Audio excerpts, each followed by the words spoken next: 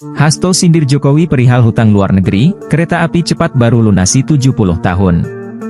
Sekretaris Jenderal, Sekjen, PDIP, Hasto Kristianto, menyindir kemajuan Indonesia selama pemerintahan Presiden Joko Widodo, Jokowi.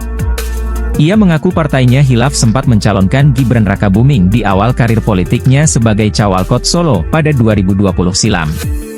Hasto mengatakan keputusan partainya kala itu mencalonkan Gibran karena mengakui kemajuan yang dilakukan Presiden Joko Widodo.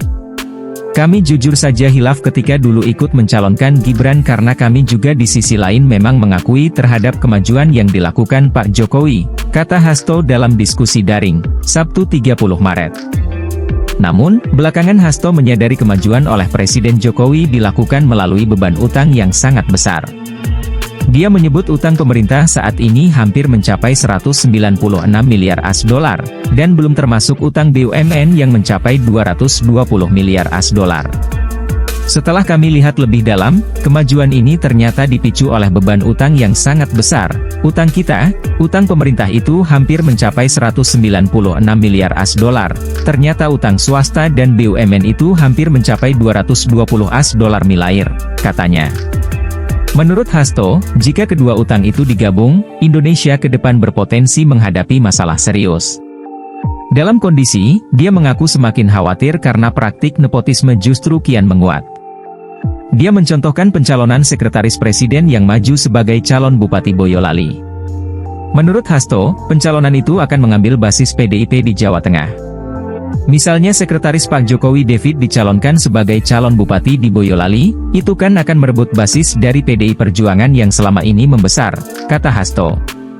Sebelumnya, Kementerian Keuangan, Kemenkeu, mencatat utang pemerintah sebesar Rp8.041,01 triliun per akhir November 2023. Angka tersebut menjadi rekor tertinggi. Utang pemerintah sebelumnya mencapai rekor pada Oktober lalu setelah tembus Rp7.950,52 triliun. Menanggapi hal tersebut, Direktur Jenderal Pengelolaan Pembiayaan dan Risiko Kemenkeu Suminto menilai outstanding utang RI Rp8.041,01 triliun itu masih aman.